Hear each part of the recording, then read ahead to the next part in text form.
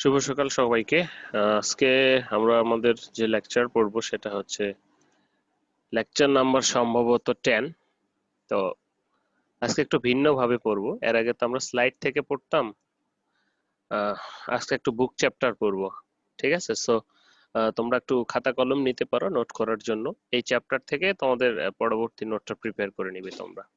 তো আজকে যেটা পড়বো সেটা হচ্ছে যে কি issues in testing damage of textile sample, অর্থাৎ টেক্সটাইলের স্যাম্পল গুলোর যে ড্যামেজ হয় সেটা কি রকমের ড্যামেজ এবং সেগুলোকে কিভাবে আইডেন্টিফাই বা টেস্ট করা যায় সে সম্পর্কিত আজকে এই চ্যাপ্টারটা। তো এখানে আমি যে লেকচার গুলো তৈরি করি সাধারণত সবগুলোই এরকম কোনো না কোনো লেকচার ইন্টারনেট থেকে হয়ে থাকে। তো আজকের যে লেকচারটা আমরা দেখতেছি বা আজকের যে পিডিএফটা দেখছি সেটা একটা বুক চ্যাপ্টারের একটা বইয়ের একটা চ্যাপ্টার। তো এই চ্যাপ্টারটা লিখেছেন দুইজন স্বনামধন্য ব্যক্তি। একজন আর ভি এম গৌফদা, আরেকজন হচ্ছেন কে বি এম বাবু, এবং একই সাথে ইউনিভার্সিটি অফ চায়নার হংকং পলিটেকনিকের। ওকে, চলো আজকে একটু তাদের মতো করে আমরা জানি। So first of all, textile ড্যামেজটা আসলে কি সেটা যদি আমরা একটু বলি, যে টেক্সটাইল ড্যামেজ বলতে টেক্সটাইল সাবস্টেন্সের যে অবস্থায় থাকার কথা ছিল সেটা যদি সেই অবস্থায় না থাকে সেটাকে আমরা বলতেছি টেক্সটাইল ড্যামেজ। ওকে, তো এখানে যদি সংজ্ঞাটা দেখি লিটারেচার, যে textile damage is defined as injury cause to textile material. যে একটা টেক্সটাইল ম্যাটেরিয়ালের যখন আমরা সাধারণত ইনজুরিতে পড়ি, অর্থাৎ খেলোয়াড়রা হয় বা ইত্যাদি। তো টেক্সটাইল ম্যাটেরিয়ালের যখন একটা স্বাভাবিক অবস্থা বা বিরাজ থাকে না, অস্বাভাবিক অবস্থা বিরাজ করে, অর্থাৎ যে কন্ডিশনে থাকার কথা ছিল তখন সেই কন্ডিশনটা থাকে না, তখন সেটাকে আমরা টেক্সটাইল ড্যামেজ বলছি। Okay, the damage may be caused in form of abraded position, change in color, এটা ঘর্ষণ হতে পারে যে abraded portion, and change in colour, colour change হতে পারে, কালার কাট কেটে যেতে পারে, ছিঁড়ে যেতে পারে, হার্শ ক্লিনিং স্পটস হতে পারে, হোল হতে পারে, nicks, pitting, scratches, soiling, stain, scars, tears, etcetera. অর্থাৎ any kinds of damage or any kinds of faults, any kinds of unusual condition of the textile material is known as textile damage. সেখানে একটা whole হতে পারে, সেখানে কালারটা fade করতে পারে, সেখানে ঘর্ষণের ফলে সেখানে পিলিং হতে পারে। এই যে ধরনের বিষয়গুলো সবগুলোকে আমরা বলতেছি textile damage. So the lower value of the item, যেটা কিনা আমাদের কি করছে, আইটেমের ভ্যালুটা কমিয়ে দিচ্ছে। So damage are often referred as a faults or defects. আমরা পড়েছি না টেক্সটাইল ডিফেক্টস অর ফল্টস, সেটাই কিন্তু সেটাকে একটু অন্যভাবে বলা হচ্ছে। So which represent some kind of deviation from the prescribed requirements that lower the usefulness of the goods. দেখো, আমরা এই টেস্টগুলো কেন করি, সাধারণত বায়াররা আমাদের যে রিকোয়ারমেন্টস দেয়, বা যেমন কালার ফাস্টনেস 2 আসে এত হতে হবে, রাবিং এত হবে, সেটা আমরা কি করি যে একটা ইনশিওর করে তারপর কিন্তু প্রোডাক্টটা দেই। তো মনে করছে যখন এটা থাকছে না তখনই কিন্তু সেটার টেক্সটাইল ড্যামেজ বলছে, অর্থাৎ যে শেডটা দিলাম কিন্তু সেই শেডটা যেতে যেতে নষ্ট হয়ে গেল, তাহলে কিন্তু সেই টেক্সটাইলটা ড্যামেজ হয়ে গেল। ওকে, অর্থাৎ বায়ারের রিকোয়ারমেন্ট ফুলফিল যদি না হয় বা তৈরি করার পর সেটা যদি কোনোভাবে লস হয় সেটাকে আমরা ড্যামেজ বলছি। So damage is the disadvantage arising from faults which may be visible in surface, easily recognizable defects that hidden inside the structure, and thus দেখো ড্যামেজ, কিছু ড্যামেজ আছে যেটা আমরা ভিজিবল চোখে দেখতে পাই, যেমন ফেব্রিক ফল্ট, ডাইং ফল্ট, যে কিরকম সারফেস অবজার্ভ করে আমাদের যে ফ্যাক্টরিতে কিউসি আছে তারা কিন্তু সহজেই, কিউসিরা কি কাজ করে, তারা কিন্তু এই যে ডিফেক্টস মিনিমাইজ করে, ডিফেক্টস আইডেন্টিফাই এবং মিনিমাইজ করে থাকে। ওকে, সো আবার কিছু কিছু ড্যামেজ আছে যেটা আবার অভ্যন্তরীণ, খালি চোখে দেখা যায় না, যেমন স্কাউরিং ব্লিচিং এর ফলে ফেব্রিকের কিন্তু কিছু ড্যামেজ হয়ে থাকে, কিছু কেমিক্যাল চেঞ্জ হয়ে থাকে, এটা কিন্তু খালি চোখে দেখা যায় না, সেটা অ্যানালাইসিস করে বের করতে হবে। সো এই যে এই ধরনের ড্যামেজ গুলো সেগুলোকে, বা এই ধরনের ফল্টস গুলো বা আনইউজুয়াল কন্ডিশন গুলো of textile material is known as textile damage. So এই টেক্সটাইল ড্যামেজে আমরা টেক্সটাইল টেস্টিং এন্ড কোয়ালিটি কন্ট্রোলে আমরা সাধারণত এই ড্যামেজ নিয়ে আলোচনা করি, যে textile damage is special testing of textile and has significant practical advances of textile damage in various stage during the manufacturing প্রসেসে হতে পারে টেস্টটা, প্রসেসিং এ, ডিস্ট্রিবিউশনে হতে পারে সমস্যাটা, ট্রান্সপোর্টেশনে হতে পারে, এন্ড ইউজেসে। কতগুলো স্টেজে আসলে ড্যামেজটা হতে পারে, প্রথমত ম্যানুফ্যাকচারিং এ মেজর একটা পোর্শন, তারপরে ম্যানুফ্যাকচারিং এর পর প্রসেসিং এর ক্ষেত্রে, অ্যান্ড ডিস্ট্রিবিউশনের ক্ষেত্রে, ট্রান্সপোর্টেশনের ক্ষেত্রে এবং ইউসেসের ক্ষেত্রে, অর্থাৎ কনজিউমার পর্যন্ত পৌঁছাইতে বা কনজিউমারের কাছেও কিন্তু টেক্সটাইল প্রোডাক্টটা ড্যামেজ হতে পারে। ওকে, তো এই ছিল আমাদের টেক্সটাইল ড্যামেজ বা টেক্সটাইল ফল্টস নিয়ে কথা, সেইগুলো সম্পর্কে আজকে আমরা জানবো এবং সেই ইস্যুগুলোই আজকে আমরা আলোচনা করব। ওকে, তো চলো এবার কজেস অফ ড্যামেজ সম্পর্কে একটু আলোচনা করা যাক। যে ড্যামেজ গুলো কি সেটা তো আমরা জানলাম, তাহলে কজেস অফ ড্যামেজ গুলো কি কি সেটা একটু জানা দরকার। কি কি কারণে আসলে হয়ে থাকে এই ড্যামেজ গুলো? তো দেখি যে inappropriate treatment of textile during production. First of all আমরা যদি এটাকে 1 নাম্বার দেই, কি বলা হচ্ছে যে inappropriate treatment of textile during production, অর্থাৎ হয়তো ইনঅ্যাপ্রোপ্রিয়েট ট্রিটমেন্ট বলতে কি বোঝাচ্ছে, যেমন হঠাৎ ডাইং করতে করতে কাস্টিক সোডা বেশি হয়ে গেছে, অথবা ডাইসের পরিমাণ কম হয়ে গেছে, অথবা যখন স্ট্যান্ডার্ডে চালাচ্ছি তখন টেম্পারেচার বেশি হয়ে গেছে। এ ধরনের inappropriate treatment of the textile during production, distribution এর সময় হতে পারে, and uses can causes chemical, mechanical, thermal and biological damage.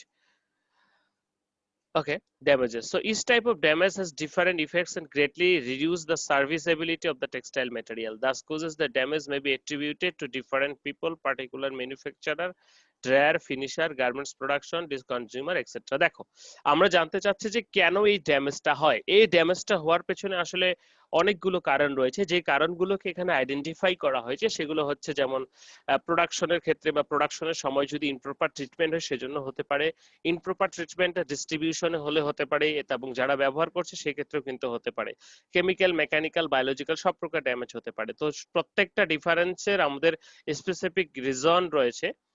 যেমন আমরা যদি বলি যে যখন আমরা টেক্সটাইল ম্যানুফ্যাকচারের কথা যাব, dyer, finisher, garments producer, distribution, consumer, তো তাদের ক্ষেত্রে ভিন্ন ভিন্ন কেসে ভিন্ন ভিন্ন ড্যামেজ গুলো হতে পারে। যেমন মনে করি যে আমাদের যখন একটা শেডের সমস্যা আসবে তখন নিশ্চয়ই আমরা ডাইং যারা করে তাদের কাছ থেকে এই সমস্যাটা এসেছে বলে মনে করে থাকি।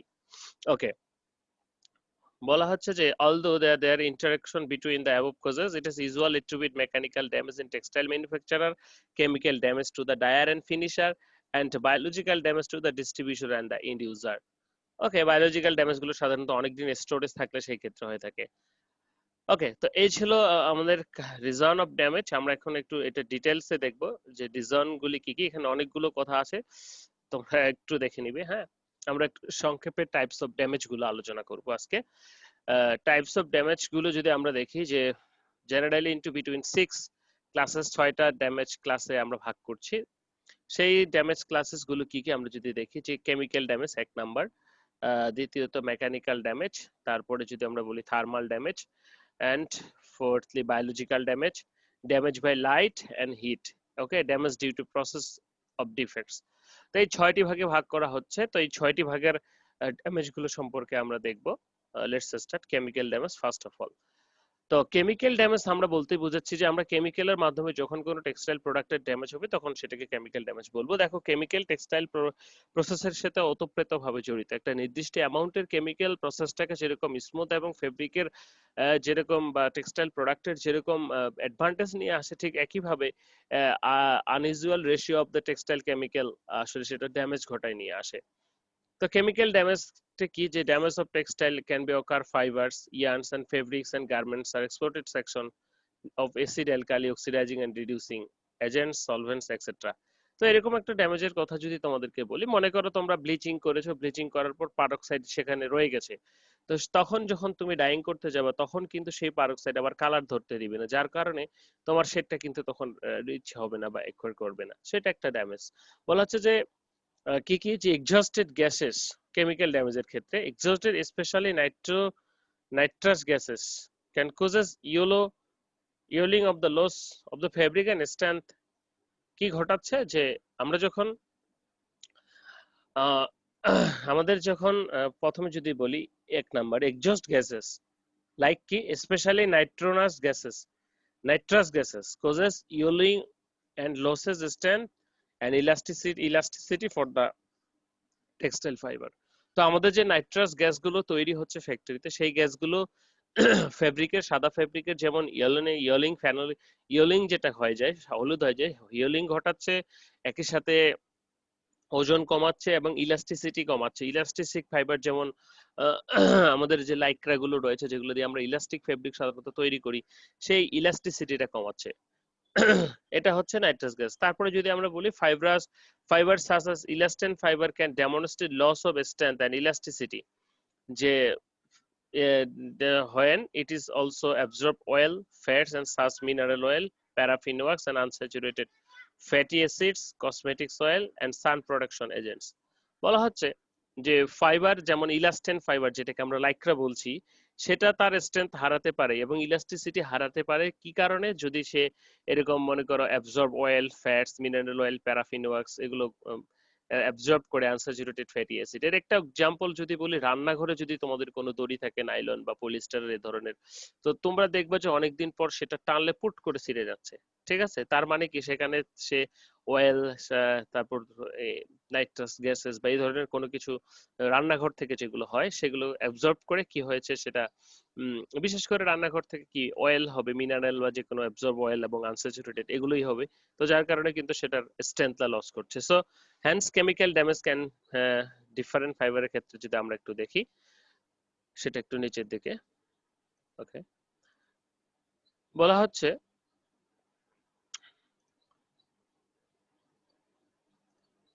যে কেমিক্যাল ড্যামেজের ক্ষেত্রে যখন কটনের ক্ষেত্রে আমরা যাব বিশেষ করে, বলা হচ্ছে যে chemical damage two cotton can ochre during the wait processing stage, যেমন ডিসাইজিং এর ক্ষেত্রে হতে পারে, স্কাউরিং এর ক্ষেত্রে হতে পারে, ব্লিচিং এর ক্ষেত্রে হতে পারে এবং ফিনিশিং এ হতে পারে। কিরকম, যে ডিসাইজিং এ যখন আমরা সাইজ ম্যাটেরিয়াল অ্যাপ্লাই করি আবার সেটাকে রিমুভ করি, স্কাউরিং এ তেল চর্বিগুলোকে রিমুভ করে দেই, তো সেই ক্ষেত্রে ব্লিচিং এর ক্ষেত্রে স্কাউরিং এবং ব্লিচিংয়ে আমাদের যে সেলুলোজের ইয়েগুলো আছে সেগুলো মলিকুলার চেইন গুলি আছে সেগুলো ভেঙে যায়। তো সেই ড্যামেজ এস্টিমেশনের ক্ষেত্রে স্কাউরিং ব্লিচিং এর ক্ষেত্রে ইফেক্ট এস্টিমেশনের ক্ষেত্রে কিন্তু আমরা বিভিন্ন প্রকার টেস্টিং প্রসিডিউর পড়ে এসেছি। তো সেই প্রসিডিউর গুলো থেকেই কিন্তু আমরা আইডেন্টিফাই করতে পারি যে কতখানি ড্যামেজ হলো, যে এক্সেস ওয়েট লস হয়ে যায় যখন এক্সেস একটা, মনে করো তোমরা স্কাউরিং এর ক্ষেত্রে এক্সেস ওয়েট লসটা হয়ে গেল। এক্সেস ওয়েট লসটা মানে কি, সেখান থেকে তেল চর্বি ছাড়াও আরো যে বিষয়গুলি ছিল আমাদের সেগুলোও কিন্তু রিমুভ হয়ে গেছে, তার মানে সেখান থেকে সেলুলোজের ভাঙন হয়েছে বা সেলুলোজ ড্যামেজ হয়েছে, তাই না? আমাদের নর্মাল রেট হচ্ছে 4 থেকে 8%। স্কাউরিং এর ক্ষেত্রে তো এই 4 থেকে 8% যখন 10% 12% হয় তখন আলটিমেট কি চলে যায়, অবশ্যই সেলুলোজ চলে যায়, কারণ ইম্পিউরিটি যা ছিল সেগুলো তো চলে গেছে এবং সাথে নর্মাল যে সেলুলোজটা আছে সেটাও কিন্তু আমাদের চলে গেছে। So scouring, bleaching, resizing and cotton is most frequently damage during bleaching এর ক্ষেত্রে, আমরা যখন ব্লিচিং এজেন্ট ইউজ করে থাকি সেই ক্ষেত্রে হয়ে থাকে। সো সেলুলোজ গুলো ভেঙে সেলুলোজ 1 2 বা সোডা সেলুলোজ এর ধরনের প্রোডিউস হয়। Reducing agents such as bisulfides can attack the disulfides bonds in wool and causes destabilization of the structure। তো বাইসালফাইড সমূহ সাধারণত উলের ডিস্টেবিলাইজেশন ঘটায়। The cystine links of wool can also be cleaved hydrolytically and hot water and steam and especially alkali। Common damage of silk and occur degumming, আমরা silk ডিগামিং পড়েছি বোধহয়, নাকি পড়িনি জানি না, ওয়েট প্রসেসিং ওয়ানে পড়ার কথা। সিল্ক ডিগামিংটা হচ্ছে যে আমরা জানি সিল্কের ভিতরে যে সমস্ত দুটো, একটা সিল্ক ফাইবার ফাইব্রন এবং সিল্ক যে আঠা যেটা রয়েছে মেমব্রেন, আঠাটা সিল্ক ডিগামিং সেরিসিনটা সেটা কি হচ্ছে ফাইব্রন থেকে যখন উঠে রিমুভ করার প্রক্রিয়াটাকে কিন্তু আমরা বলতেছি ডিগামিং বা সিল্ক স্কাউরিং। তো সেই ক্ষেত্রে কিন্তু একটা সিল্কের যেহেতু যখন আঠাটাই চলে যাচ্ছে তখন ইন্ডিভিজুয়াল ফাইবার গুলো কিন্তু সাধারণত ক্ষতিগ্রস্ত হয়। সো স্ট্রেংথ কমে যায়। Chemical damage to the synthetic is much less frequent damage than natural fibre. তো এগুলো গেল আমাদের ন্যাচারাল ফাইবার সম্পর্কিত কথা। তো ম্যাক্সিমাম ড্যামেজটা সাধারণত কটন প্রসেসিং এর ক্ষেত্রেই হয়ে থাকে সবগুলো স্টেজেই, এবং পরবর্তীতে উলের কিছু হয়ে থাকে এবং সিল্কের কিছু হয়। তো এই রেসপেক্টে যদি আমরা ইয়ের কথা চিন্তা করি, সিনথেটিক ফাইবারের কথা চিন্তা করি, তাহলে সিনথেটিক ফাইবারের ক্ষেত্রে সাধারণত ড্যামেজ গুলো সেভাবে হয় না। তো সিনথেটিক ফাইবারের ক্ষেত্রে অল্প কিছু ড্যামেজ হয়ে থাকে। So because they are more resistant to chemical influences during finishing, the most frequently observed chemical damage in synthetic is acid damage of polyamide and alkaline damage of acetate filament। তাই না? আমরা যদি এরকমটা বলি, আমরা যখন এসিড ট্রিটমেন্ট করি, আমরা যখন টেক্সটাইল র মেটেরিয়াল টু পড়েছি, physical and chemical properties of the textile fibre পড়েছি, তখন সেখানে আমরা দেখেছি যে কটন এসিড দ্বারা ড্যামেজ হয়, অ্যালকালি দ্বারা ক্ষতিগ্রস্ত হতে পারে। কিন্তু আমার যে টেক্সটাইল সিনথেটিক ফাইবার পলিস্টার সেটা কিন্তু ড্যামেজ হচ্ছে না কেমিক্যাল দ্বারা, সেটা হিট দিয়ে হতে পারে বা অন্য কিছু দিয়ে হতে পারে। আমরা সেজন্যই কিন্তু কি বলবো যে পলিস্টার বা এই ধরনের ফাইবার গুলো এসিড দিতে কোনো সমস্যা নেই বা অ্যালকালি দিতে কোনো সমস্যা নেই। ওকে, সো এই ছিল কেমিক্যাল চেঞ্জের বা ড্যামেজের কথা, অর্থাৎ কেমিক্যালের কারণে যে সমস্ত প্রসেসিং এর সময় ড্যামেজ হচ্ছে। এরপরে যদি আমরা বলি মেকানিক্যাল ড্যামেজ, মেকানিক্যাল ড্যামেজটা আমরা সবাই বুঝতে পারছি যে আসলে মেকানিক্যালি মেশিনে প্রসেসিং এর সময় যে ড্যামেজটা হবে সেটাকে আমরা মেকানিক্যাল ড্যামেজ বলছি। ওকে, কি বলা হচ্ছে, maximum the mechanical damage of textile is generally caused by the abrasion during the mechanical processing while manufacturing in a textile material, resulting in engraved spots and like sparks, streaks. Okay, sorry. So আমরা যদি দেখি যে mechanical ড্যামেজের ক্ষেত্রে আমাদের কি proceed করতে হয় মেশিনের ভিতর দিয়ে, তো যখন মেশিনের ভিতর দিয়ে প্রসিড করি তো আলটিমেটলি কি ঘর্ষণ হয়। আমরা জানি যে ঘর্ষণের গুরুত্ব, ফ্রিকশন আমরা পড়েছি কতখানি, যে ঘর্ষণ ছাড়া আমরা চলতে পারবো না। ঠিক টেক্সটাইল ম্যাটেরিয়াল গুলোও কিন্তু প্রসেসিং হতো না, কিন্তু ম্যাক্সিমাম এবং মিনিমাম রয়েছে। এই ঘর্ষণের ফলে যখন আমরা একটা কাপড় কি প্রথমে নিটিং এ বোনা হচ্ছে, তারপর সেটাকে নিটিং বা উইভিং থেকে খোলা হচ্ছে, সেখানে কিছু ঘর্ষণ হচ্ছে, তারপর সেটাকে মেশিনে আমরা স্কাউরিং ব্লিচিং করছি, সেখানে হচ্ছে ডাইং করছে, সেখানে হচ্ছে আবার ফিনিশিং করতেছে, সেখানেও কিন্তু ঘর্ষণ হচ্ছে। তোমরা একবার চিন্তা করে দেখো যে কত জায়গায় রাফ হচ্ছে ফেব্রিকটা। So the damage other damage effects are tension breaks and cuts and কি punctures settings effect and insects attack। তো বিশেষ করে আলাদা যে আমরা বলি না প্রসেসিং এর ফলে মেকানিক্যাল টানাটানির ফলে কি ছিঁড়ে যেতে পারে, যেটা যে টেনশন ব্রেক হয়ে যেতে পারে, বা টেনশন ব্রেক বলতে বোঝাচ্ছে ওয়ার্প অথবা ওয়ার্প কোর্স অথবা অয়েলস ছিঁড়ে যেতে পারে। একটা মনে করো ওভেন ফেব্রিকের আছে, সেখানে বেশি টানা হয়ে গেছে, তো এদিকে অথবা এদিকে, তো এখানে ওয়ার্প বা ওয়েফট গুলো ছিঁড়ে যেতে পারে। সো দিস ড্যামে এছাড়াও যদি আমরা বলি puncture setting effects and insects attacks, তো ইনসেক্টস অ্যাটাকস গুলো হতে পারে। So this damage often recognize the later finishing stage when the okay. So this damage caused by the abrasion is usually limited and even which is occurred fiber in the fabric. So damage can occur at any stage of the spinning to the final product and often noted until the final product is examined. একটা জিনিস আমাদের খেয়াল রাখতে হবে, সে একবারে তুলা থেকে শুরু করে সকল স্টেজে কিন্তু ক্ষতিগ্রস্ত হতে পারে আমাদের ফাইবার গুলি বা আমাদের টেক্সটাইল প্রোডাক্ট গুলি। আমরা যখন তুলা আনছি সেখান থেকে যখন কার্ডিং করছি, সো কার্ডিং রোলারে বা কার্ডিং এ যদি কোনো একটু হেরফের হয়, সেই ক্ষেত্রে কিন্তু আমাদের সুতোগুলো তুলাগুলো যে ফাইবার গুলি আছে সেগুলো ছিঁড়ে যেতে পারে বা সেখানেও কিন্তু ড্যামেজ করতে পারে। ওকে, সো এই ছিল আমাদের মেকানিক্যাল ড্যামেজের কথা যদি আমরা বলি, অর্থাৎ অল টাইপস অফ প্রসেসিং এর সময় মেকানিক্যাল ইস্যুতে যে ড্যামেজ গুলো ঘটছে সেগুলোকে আমরা বলতেছি। তো এটা কিন্তু নিটিং এর ক্ষেত্রে যেমন হতে পারে, এটা ঠিক ডাইং এর ক্ষেত্রে হতে পারে, ঠিক আছে। সো এখানে একটু ডিটেলস যেটা বলার চেষ্টা করেছে যে aversion in warp yarns in weaving can occur dropwise and needle eyes and the reed, আমরা চিনি যে নিডল আই এবং রিড যে এটার ভিতর দিয়ে ঢোকানো থাকে fibre ইয়ানটাকে। So this types of aversion will causes in line and fabric will follows in warp yarns. Improper machine setting, damage guides, dirty machine surfaces and damaged needle can give aversion in yarn knitting. তো মনে করে knitting এর ক্ষেত্রে কি হয়, আমাদের যে needle রয়েছে ইয়ার্ন নিটিং ইয়ার্ন নিডল সেটা আমরা জানি। তো এখানে যদি ক্যামের সমস্যা হয়ে থাকে, নিডলের সমস্যা হয়ে থাকে, সেই ক্ষেত্রে নিডল মার্ক আসে না, যেটা আমরা পরে ডিটেক্ট করে থাকি। সো এই ধরনের যে ড্যামেজ গুলো, সো ইন গার্মেন্টস এর ক্ষেত্রে other end product damage analysis often assigning responsibility of the manufacturer professional under dry cleaner. মনে করো ফাইনালি তুমি তোমার গার্মেন্টসটাকে পাঠাবো, তার আগে তুমি একটা ড্রাই ক্লিন করে নিচ্ছ, তো সেই ড্রাই ক্লিনের কারণেও কিন্তু তোমার কালারটা চলে যেতে পারে তোমার প্রোডাক্টটা যদি কালার ড্রাই ক্লিনার সেফ না হয়ে থাকে। সো টেনশন ব্রেকস এর ক্ষেত্রে আমরা যদি বলি যে into a ton fried appearance ends and fibre contrast and sharp clean.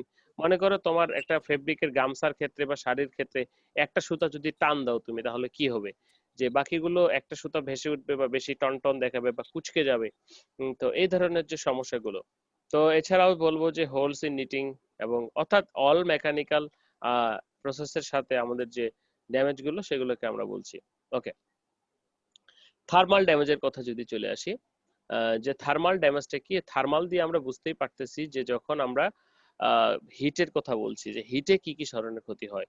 So দেখো, thermal damage is most frequently in synthetic fibre. আমরা যখন ন্যাচারাল ফাইবারের ক্ষেত্রে কিন্তু থার্মাল ড্যামেজটা সেরকম হয় না, কিন্তু আমরা দেখলাম কেমিক্যাল ড্যামেজটা ন্যাচারাল ফাইবারের ক্ষেত্রে বেশি হয়, কিন্তু থার্মাল ড্যামেজের ক্ষেত্রে যদি বলি যে আমরা জানি থার্মোপ্লাস্টিক ফাইবার সমূহ কি তাপ দিলে সেগুলো গলে যায়।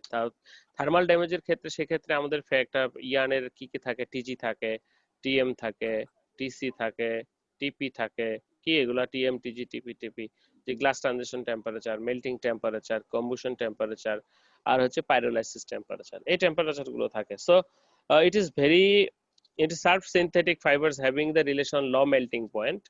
যে সমস্ত ফাইবার গুলো লো মেল্টিং পয়েন্ট তারা সাধারণত গলে যায়। বিশেষ করে এটার জন্য উদাহরণ যদি তোমাদেরকে বলি, এখন যে গ্রামের মেলায় বা এমনিতে গ্রামে যে সমস্ত বাচ্চাদের জন্য যে সমস্ত খেলনা পাওয়া যায়, গাড়ি বা এগুলো, তো এগুলোতে যদি আমরা একটু হিট লাগে তাহলে আমরা কিন্তু দেখবো সেটা ডিসফর্মড হয়ে গেছে, অর্থাৎ যে শেপে ছিল সেই শেপে থাকছে না। সো এই ধরনের যে লো মেল্টিং পয়েন্ট যে সমস্ত ফাইবার রয়েছে সেই ক্ষেত্রে তাদের থার্মাল ড্যামেজটা সবচেয়ে বেশি হয়ে থাকে। So thermoplastic fibre which is include most synthetic fibre যেমন polyamide, polyester, polyolefin, and changes the primary terms and physical state as temperature increases. So with the chemical degradation, decomposition occurs after their melting point has been executed. So আমরা যদি দেখি যে melting point যখনই আমরা exit করছি, যেমন পলিস্টারের ক্ষেত্রে যদি আমরা বলি, পলিস্টারের মেল্টিং পয়েন্ট টিজি কত, টিজি হচ্ছে পলিস্টারের 70 থেকে 120 ডিগ্রি সেন্টিগ্রেড। আবার আমরা যদি বলি যে এটার মেল্টিং পয়েন্ট হচ্ছে 250 ডিগ্রি সেন্টিগ্রেড। ঠিক আছে, এভাবে কম্বুশন টেম্পারেচার, পাইলোসিস টেম্পারেচার। তো এখন এটাকে যদি আমি 250 ডিগ্রি সেন্টিগ্রেডের উপরে উঠাই তাহলে কি তখন তার ফিজিক্যাল চেঞ্জের সাথে সাথে কেমিক্যাল ডিগ্রেডেশনটাও শুরু হবে, বা আরো বেশি যখন উঠাবো পাইরোলাইসিস বা কম্বুশন টেম্পারেচারে তখন তার এই সমস্যাটা সৃষ্টি হবে। তাহলে থার্মাল ড্যামেজ বলতে আমরা যেটা বুঝছি, অর্থাৎ থার্মালি টেক্সটাইল ফাইবার সমূহ যে সমস্ত ড্যামেজ হয়ে থাকে সেটাকে আমরা থার্মাল ড্যামেজ বলছি। তো এই থার্মাল ড্যামেজটা আসলে বিভিন্ন স্টেজেই হতে পারে। তো যে কোনো স্টেজে হতে পারে, যেমন এক্সাম্পলস আর টেক্সারাইজিং। টেক্সারাইজিং হয়তো আমাদের মনে আছে সবার। টেক্সারাইজিং কি, আমরা র ম্যাটেরিয়াল 2 পড়েছি, তো র ম্যাটেরিয়াল 2 তে কি ছিল যে টেক্সারাইজিং করতে হয়। টেক্সারাইজিংটা কি, আমরা যখন ফাইবারটাকে ফিলামেন্ট হিসেবে পাই তখন সেটাকে ন্যাচারাল ক্রিম্প, এবং সেটা কিন্তু কোনো ভাঁজ বা ক্রিম থাকে না, তো সেটাকে যখন ক্রিম বা ভাঁজ দিয়ে থাকি ন্যাচারাল ফাইবারের মতো, সেই ক্ষেত্রে কিন্তু আমরা টেক্সারাইজিং করি। তো এই টেক্সারাইজিং ক্ষেত্রে কিন্তু আমরা সাধারণত হিট ইউজ করি, একটা হিটেড কয়েল, হিটেড কয়েলের চারপাশে এরকম করে ফাইবারটাকে জড়িয়ে হিট দিই, যার কারণে সেখানে কিন্তু এরকম ভাঁজের সৃষ্টি হয়। তো এই ক্ষেত্রে যদি হিটের ক্ষেত্রে লো মেল্টিং টেম্পারেচার বা মেল্টিং টেম্পারেচারের উপরে টেম্পারেচারটা হয়ে যায় তাহলে কি সহজেই সেটা গলে যাবে। সেটিং, প্রেসিং এন্ড সুইং এই ক্ষেত্রেও হতে পারে। রূপান সরকার, কেন সে সামথিং বলতে পারো। During texturising the original circular cross section are usually flattened and polygons. Texturising এর ক্ষেত্রে আমরা যে সমস্ত ইয়ে করি, অর্থাৎ আমাদের যে স্পিনারেট, অর্থাৎ স্পিনারেট বোধহয় আমরা চিনি, তো স্পিনারেটটা কি, যেটা দিয়ে ম্যানমেড ফাইবার গুলো তৈরি করা হয়, এরকম হোল হতে পারে, অথবা এরকম ত্রিকোণাকার হতে পারে, এরকম টি শেপ হতে পারে, এক্সেট্রা। তো সেই অনুসারে কিন্তু আমাদের ফাইবারের, ম্যানমেড ফাইবারের সাধারণত রেডি ইয়েটা হয়ে থাকে, ক্রস সেকশন বা ডায়াটা হয়ে থাকে, বা শেপটা হয়ে থাকে যে কি ধরনের শেপ হবে আমার ফাইবারটা।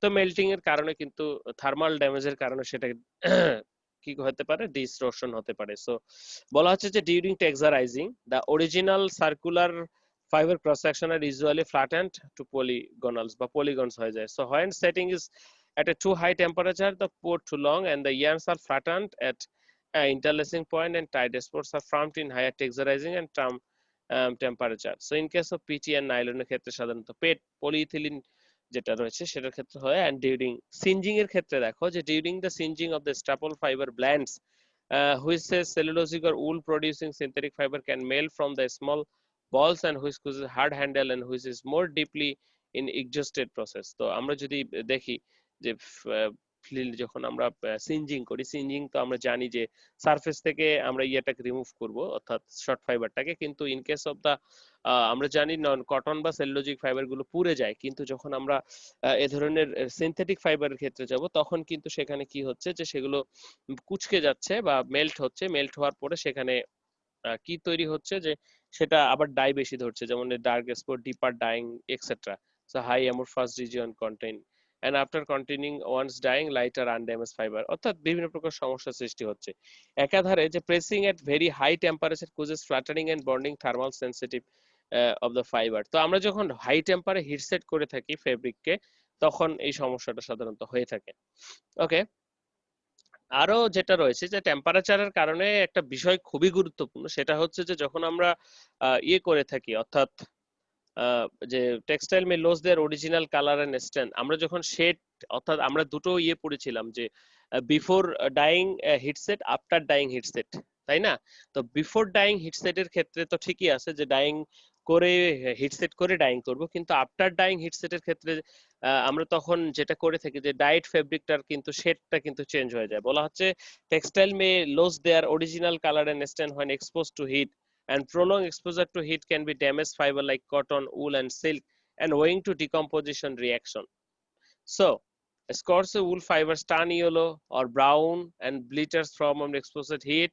Damage to the cotton fiber heat can sometimes detected by the spiral stain in primary exhibited in Congo red most. So most artificial fibers melt and heat and forming ball-like tips and distortion of the chemically process. So long exposure of slight or over temperature can be oxidative damage in the fiber. তাহলে টেম্পারেচারের ফলে কি কি damage হতে পারে? প্রথমত যদি আমরা বলি যে শেড যেটা আছে সেটা ড্যামেজ হয়ে যেতে পারে। ন্যাচারাল ফাইবার গুলো সেরকম কিছু না হলেও হলুদে হয়ে যায় সাধারণত। হাই টেম্পারেচারে যখন তুমি কটনকে অনেকক্ষণ ধরে রাখবে তখন সেটাকে আস্তে আস্তে হলুদ হয়ে যায়, তোমরা লক্ষ্য করলে দেখবা। এছাড়াও সিনথেটিক ফাইবার সেগুলো গলে যেতে পারে। এই অথবা যখন আমরা ব্ল্যান্ড ফাইবারের ক্ষেত্রে যাব তখন সেটা সারফেসে আসলে বল, ছোট ছোট বল লাইক তৈরি করবে। তো এই ছিল ড্যামেজ বাই হিট, হিটের ফলে এই সমস্ত ড্যামেজ হচ্ছে। ওকে, এরপরে আমরা চলে যাব বায়োলজিক্যাল ড্যামেজে। বায়োলজিক্যাল ড্যামেজ দিয়ে আমরা সহজেই বুঝতেছি যে বায়োলজিক্যাল কোনো রিজনে যখন কোনো ফাইবারে ড্যামেজ হচ্ছে বা কোনো টেক্সটাইল প্রোডাক্টের ড্যামেজ হচ্ছে তখন সেটাকে আমরা বায়োলজিক্যাল ড্যামেজ বলছি। So biological damage to the textile may be attributed the attacks of fibres, yarns, fabric বা মাইক্রো অর্গানিজম। বিভিন্ন প্রকার মাইক্রো অর্গানিজম, তোমরা বাসা বাড়িতে যদি একটা ভেজা কাপড় ফেলে রাখো তাহলে সেখানে দেখবে প্রচুর পরিমাণে ছত্রাক জন্মেছে বা এই ধরনের মাইক্রো অর্গানিজম জন্মে গেছে। So textile are particularly susceptible to the damage through the microorganism growth, a problem very common in textile manufacturing units. The microorganism will grow and surface area when temperature, humidity and pH of the environment are suitable and source of the food is present. এটা সাধারণত হয়ে থাকে। আমরা কি করি দেখা যায় না যে খাবারের উপরেও কিন্তু এই ধরনের মাইক্রো অর্গানিজম ঝরে। মনে করে তুমি সুতা কিনছো অনেকগুলো, তো সুতা বাতাসে জলীয় বাষ্পের পরিমাণ বেশি হয়ে গেলে তোমার স্টোরেজে যে সুতা রাখছো তুমি, সেই সুতার কোণগুলো কি হবে? জলীয় বাষ্পগুলোকে গ্রহণ করবে, জলীয় বাষ্পগুলোকে গ্রহণ করে গেট ওয়েটেড হবে এবং গেট ওয়েটেড হলে সেখানে প্রচুর পরিমাণে মাইক্রো অর্গানিজম ছত্রাক জন্ম নিবে, যার ফলে তোমার সুতার স্ট্রেংথ কমে যাবে।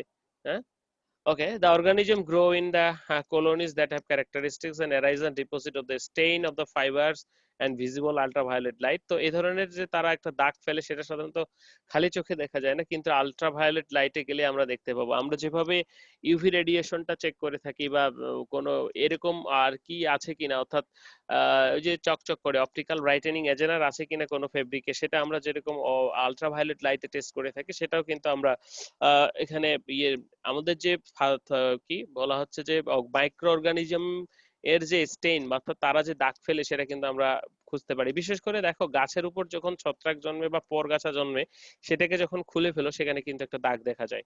হ্যাঁ, যে actually microbes are secrete enzyme which causes damage the textile product. আমরা জানি যে এনজাইম দিয়ে কিন্তু আমরা বায়োফিনিশিং, বায়োপলিশিং এগুলো করে থাকি। So generally fibres made from naturally occurring polymers are subjected to biological attack and cellulose damage more commonly than the protein fiber. তো প্রোটিন ফাইবারের থেকে সাধারণত সেলুলোজটাই বেশি হয়, তার থেকে কম হয় সাধারণত ম্যানমেড ফাইবার গুলো। কারণ আমরা জানি যে ম্যানমেড ফাইবার গুলো হাইড্রোফোবিক ফাইবার, সেখানে কি আসলে ময়েশ্চার সেভাবে আসে না বা অ্যাবজর্ব হয় না। সো মোটামুটি তারা আসলে এই বায়োলজিক্যাল ড্যামেজ থেকে ফ্রি। সো তারপরেও যদি আমরা বলি যে mold and mildew are contains common terms identify whole range of microorganism that survive organic material and causes damage.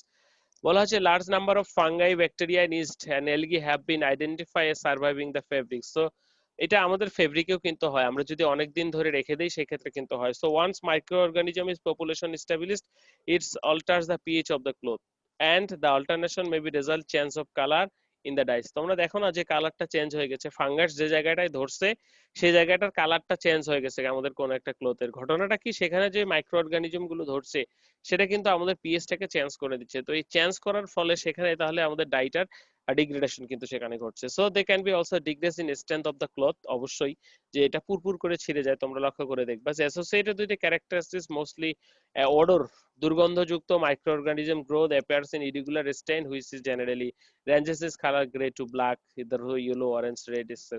তো চাক চাক চাক চাক হয়ে যায় ফেব্রিকের ক্ষেত্রে, তোমরা লক্ষ্য করলে দেখবা। And the attack of the microorganism can result in permanent discoloration of the fabric. So the factors affecting the biological damage সেগুলো হচ্ছে কি কি? ফাইবার কন্টেন্ট, প্রথমত সেটা কি দিয়ে তৈরি, ফাইবার কন্টেন্ট কোন ধরনের ফাইবার, এনভায়রনমেন্টটা কি রকম, এটা কি ময়েশ্চার বেশি নাকি কম, ক্লিনলিনেস, সারফেসটা ক্লিন কিনা of the surface, and activity of the alkalinity. তো এই বিষয়গুলোর উপর নির্ভর করছে সাধারণত আমাদের বায়োলজিক্যাল ড্যামেজটা। So control of environment condition is by far most effective method to preventing the biological damage of the textile. Control of war, সেজন্য আমরা যেখানে স্টোর করে থাকি ফেব্রিক অথবা সেখানে কিন্তু একটা স্ট্যান্ডার্ড টেম্পারেচার বজায় রাখা হয়, তোমরা লক্ষ্য করলে দেখবা। So it is effective not only for the control of micro but also control for the agents damage and insects. মনে করো সেই পরিবেশের সৃষ্টি হয়নি, তো সেই পরিবেশে যদি উপযুক্ত পরিবেশ সৃষ্টি না হয় সেখানে তো তাহলে আসলে মাইক্রো অর্গানিজম জন্মাতে পারবে না। ওকে, so microorganism growth will permanently stain of the fabric. The resulting damage will remain darken an area of the radical treatment and procedure will diminish in such sustain. Okay, এই ধরনের দাগ টাগ পড়তে পারে। So biological damage যেটা আমরা বুঝলাম যে বিভিন্ন প্রকার ম্যালগি, ফাঙ্গাস, ছত্রাক ইত্যাদির কারণে আমাদের ফেব্রিকের যে ড্যামেজ হয় সেটা সেটা কখন জন্মায়, আসলে উপযুক্ত পরিবেশ পেলে, যখন ময়েশ্চার বেশি হয় ইত্যাদি। 5 নম্বরে আমরা যেটা দেখবো যে damage by light. Damage by light আমরা জানি যে কালার ফাস্টনেস টু লাইট আমরা সাধারণত মেজার করে থাকি যে কালারের প্রভাবে আমাদের কালারটা, লাইটের প্রভাবে কালারটা যায় কিনা সেটার জন্য। সো আমাদের লাইটের প্রভাবে কি damage causes by exposure light associated with the breaking of the primary valence bond with the formation of the functional group that can be detected by stains or টাইট্রেশনের মাধ্যমে সেটা ড্যামেজ করা যেতে পারে লাইটের। So it is difficult to distinguish the light damage from the other types of chemical damage, but textile often treat under the light by a pattern or helps to distinguish back and ears maybe. দেখো লাইটের ফলে কি হচ্ছে, strength কমছে, ডিলাস্টার হচ্ছে। তো আমরা light fastness যে টেস্ট সেটা তো সহজেই করতে পারি, এবং একই সাথে আমাদের যে স্ট্রেংথ ফল করছে সেটা কিন্তু স্ট্রেংথ টেস্টারে আমরা টেস্ট করতে পারি। So delustred fibres are readily damage by light than bright fibre. So delustred fibre বলতে কি বোঝাচ্ছে, ডিলাস্টার ফাইবার বা ফেব্রিক অর্থাৎ যেটা আগে থেকেই রংহীন বা বর্ণহীন, বিশেষ করে সাদা বা এগুলো আগে প্রোন হয়ে থাকে। তোমরা লক্ষ্য করলে দেখবা যে যে দড়িটা মনে করো আউটসাইডে রয়েছে, অর্থাৎ বাঁশের মানে যখন কোনো কিছু স্থাপনা তৈরি করা হয় বাইরের দিকে দেখবা যে যে সমস্ত রশি বা দড়িগুলো বাইরের দিকে থাকে, সূর্যের আলো, বৃষ্টি ইত্যাদির প্রভাবে সেগুলো কিন্তু নরম হয়ে যায়, পুটপুট করে ছিঁড়ে যায়। এবং বিশেষ করে কাকতারুয়ার কাপড়ও যদি তোমরা দেখো সেটাও কিন্তু কি হয়, শেডটা ড্যামেজ হয়ে যায় সূর্যের আলোর প্রভাবে, এবং একই সাথে সেই ফেব্রিকটাও কিন্তু পুটপুট করে ছিঁড়ে যায়। সো স্ট্রেংথ ফল করছে। So fabric printed with the white pigments are sometime damage of the greater extent in printed area than the remainder of the material. তো হোয়াইট পিগমেন্ট দিয়ে যখন আমরা প্রিন্ট করি সেক্ষেত্রে প্রিন্টিং এর ক্ষেত্রে ড্যামেজটা হয়। So light damage kindly fibres are oxidative in nature. তো কোন ধরনের ফাইবার যারা oxidative in nature because of the simultaneous exposure of textile material atmospheric oxygen. তো আমাদের অ্যাটমসফেরিকে প্রচুর পরিমাণে অক্সিজেন রয়েছে, তো এই অক্সিজেনের সাথে যখন বিক্রিয়া করে অক্সিডেটিভ রিঅ্যাকশন হয় তখনই সাধারণত ড্যামেজ হয়, particularly when the exposure to the light is outdoors, যেমন Wuthering, simultaneous or microbial degradation may be occurred in cellulosic fiber, acid degradation in cellulosic fiber and nylon। সাধারণত বাইরের আউটারে যখন আমরা কাজ করে থাকি অর্থাৎ সূর্যের আলোর উপস্থিতিতে সেখানে ড্যামেজটা হতে পারে। Okay, damage due to the presence of the defects and contaminations. তো defects and contamination, we know about the contamination, যে বিভিন্ন প্রকার বাইরের সাবস্টেন্স যখন যুক্ত হচ্ছে। So sometimes damaged by the presence of certain types of defects and contamination. So in cotton fibers, the presence of immature fiber is responsible for generation more naps and higher hairiness in the fiber and bury in knitted fabrics and color variation in dyed fabrics. দেখো presence defects, মনে করো ম্যাটেরিয়ালের কোথাও যদি একটা সমস্যা থাকে, textile processing কিন্তু একটা প্রসেসের উপর ম্যাটেরিয়ালের উপর ডিপেন্ড করছে না, সমগ্র প্রসেসগুলোর সাথে সমগ্র প্রসেসগুলো ইন্টার রিলেটেড একই সাথে। সো এখানে যখন সাজ এক্সাম্পল আমরা সুতার কথা বলবো, সুতা তুলা থেকে হয়, তো তুলাটা যদি আমার ভালো কোয়ালিটি না হয়, তুলায় যে ডিফেক্টস রয়েছে সেটা কিন্তু আমার কট ফ্যাব্রিকে